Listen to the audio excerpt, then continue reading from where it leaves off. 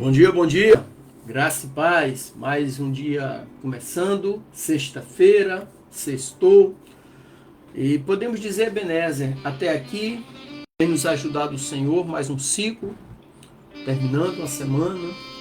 Talvez os teus projetos desta semana não tenham sido concluídos, mas eu quero dizer para você que podemos dizer, Ebenezer, até aqui tem nos ajudado o Senhor.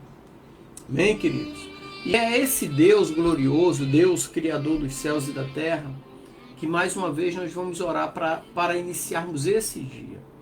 Eu aqui no estúdio, através da nossa rádio, também da nossa rede social, que você passa a nos acompanhar agora ao vivo, estaremos orando. Você aí, eu aqui, mas o Deus é o mesmo. Amém? Senhor Deus Santo, vivo, poderoso, Deus Criador dos céus e da terra, Deus, muito obrigado. Ó Deus, glorificado seja o teu nome, venha a nós o teu reino, seja feita a sua vontade assim na terra como no céu. Ó Deus, em tuas mãos eu simplesmente coloco a minha vida, ó Pai, em forma de agradecimento, agradecimento por mais um dia de vida, agradecimento pelo descanso da noite, agradecimento pela família que eu tenho. Ó Deus, agradeço pela comida que não tem me faltado, agradeço pelas portas abertas, pela saúde, enfim, eu agradeço pela vida. Por isso que eu coloco em tuas mãos a minha vida, a vida da minha família, dos meus parentes, meus amigos, a vida de todos aqueles que estarão nos acompanhando também nesta manhã. Eu coloco a todos em tuas mãos como criatura nas mãos do Criador, ó Deus. Abençoa-nos, ó Pai, com a tua presença, tornando os nossos dias mais alegres, abençoados e prósperos, em nome de Jesus. Deus, neste dia também, ó Pai, em nome de Jesus, que seja repreendido todo espírito de enfermidade, todo espírito de desânimo, de vício, de prostituição, de vingança, de inveja, de mágoa, de rancor, de ódio, e que verdadeiramente o teu Espírito Santo tome lugar em nossas vidas, nos consolando, nos confortando, nos alicerçando e nos direcionando. Mais uma vez, esta é a oração do teu servo para este dia, ó Pai. Em nome de Jesus, amém. E graças a Deus, querido. Hoje eu quero ler um texto com vocês que está em Mateus, capítulo 26, versículos 14 ao 16, que diz assim: Então um dos 12, chamado Judas Iscariotes, foi até os chefes dos sacerdotes e lhe disse: O que vocês me darão se eu entregar a vocês Jesus? E eles lhe deram 30 moedas de prata. E desde então Judas procurava uma oportunidade para entregar Jesus. Hoje eu quero falar com vocês sobre 30 moedas de prata, o preço da traição. Então nós vamos refletir sobre um dos episódios mais tristes e impactantes da história bíblica, que é a traição de Judas Iscariotes. Traição que vendeu o seu mestre Jesus por 30 moedas de prata. Então esse relato não é apenas uma história antiga, mas uma advertência de vida e serve como lição para nós hoje. É por isso que nós vamos dar uma explorada neste conteúdo, nesse assunto, para tirarmos lições de vida disso aí. Qual é o contexto histórico e cultural dessa situação? Judas Iscariotes era um dos 12 discípulos escolhido por Jesus. Ele tinha um papel importante entre os apóstolos. Ele era o tesoureiro do grupo, de acordo com João 12,16. Mas, no entanto, a sua traição revela a fragilidade da natureza humana e, ao mesmo tempo, a capacidade de se desviar diante da tentação. Ou você se desvia, ou você se une à tentação. Agora, qual foi a motivação de Judas? A motivação, o texto que nós lemos, não fornece um motivo claro para a traição de Judas. Mas podemos inferir algumas razões. Por exemplo, a avareza é uma possibilidade, já que ele se preocupava com o dinheiro, de acordo com João 12, versículo 6. Talvez também houvesse a dissolução em relação ao ministério de Jesus, que muitas das vezes não se alinhava com as expectativas messiânicas da época. Agora, qual o valor da traição?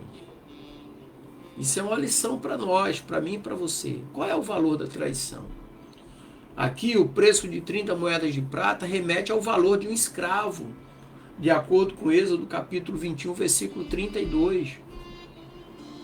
Isso é simbólico, lógico. Por quê? Porque expressa a desumanização de Judas ao entregar Jesus. Jesus, o Filho de Deus, e entregou o Filho de Deus por um valor tão baixo. Vendeu Jesus como escravo. Então a traição aqui nesse contexto é um ato de desprezo e de desvalorização do que é sagrado.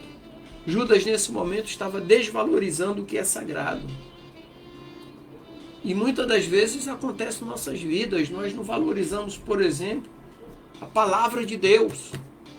Não valorizamos a presença do Espírito Santo em nossas vidas. Não valorizamos a oração, o poder da oração. E quais foram as consequências da traição? Bom, Judas não apenas traiu Jesus, mas se tornou também um símbolo de traição em todas as gerações. Você observa que ninguém quer colocar o nome do filho de Judas. Antigamente era um nome comum nessa época. Judas era como se fosse João, José. Mas ninguém quer colocar o nome de Judas. Tem Judas Tadeu, que foi discípulo de Jesus. Mas tem Judas Iscariotes, que foi o traidor. Existiam dois Judas entre os discípulos. Judas Iscariotes e Judas Tadeu. Mas ninguém quer colocar o nome de Judas, porque ninguém lembra de Judas Tadeu. Só lembra de Judas Iscariotes. Então a sua história nos lembra que as escolhas que fazemos, elas têm consequências eternas. Em Mateus 27, versículo 3 e 5, nós vemos ali Judas arrependido, mas a sua culpa o levou ao desespero e ao suicídio. Então a traição consumiu Judas até a morte. Agora, quais são as lições que nós retiramos da história de Judas? Primeira dessas lições é a reflexão sobre nossas lealdades. Precisamos nos perguntar: o que estamos dispostos a sacrificar por interesses pessoais? E que valores estamos colocando à venda em nossas vidas? Nós precisamos avaliar nossas lealdades a Cristo e a sua palavra. O que é mais valioso para nós? O reino de Deus ou as riquezas deste mundo? Segundo ponto é cuidado com a tentação. Por quê? Porque assim como Judas, estamos sujeitos às tentações que podem nos desviar do caminho de Jesus. E é fundamental estarmos vigilantes e orarmos. Orarmos sempre. Orarmos como Jesus pediu aos discípulos no jardim do Getsêmani. Eu me afastei um momento e vocês estão dormindo. Vocês não estão vigiando.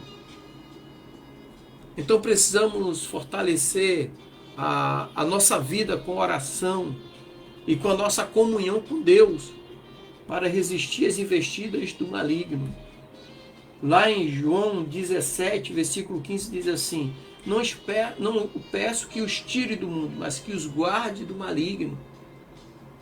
Jesus orando, a oração sacerdotal ali de Jesus.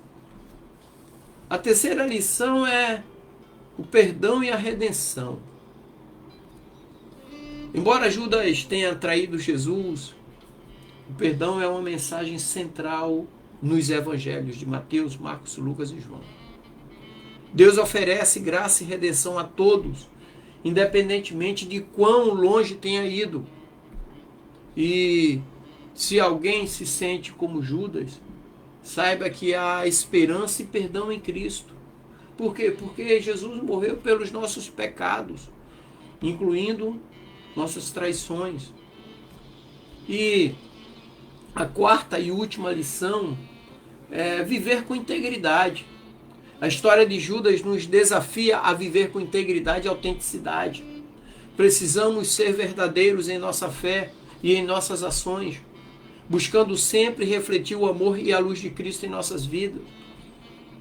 Então eu quero dizer para você, né, que nosso testemunho seja um reflexo da nossa lealdade a Jesus, da nossa lealdade a Deus. Que o nosso testemunho, se você não dá testemunho é porque não existe lealdade. Se você dá testemunho é porque a lealdade está dentro de você, está intrínseca em você, ela é enraizada. Testemunho e lealdade andam juntos. Bem, então eu quero concluir aqui nessa manhã, neste dia, que a história de Judas Iscariotes é um lembrete solene do que significa atrair a confiança de alguém que nos ama incondicionalmente. Imagina você trair uma pessoa que te ama, que gosta de você, que faz tudo por você. Foi o que Judas fez. Então, quando nós refletimos sobre o preço da traição, então que possamos ser inspirados a escolher a lealdade, integridade e amor em nossa caminhada com Cristo.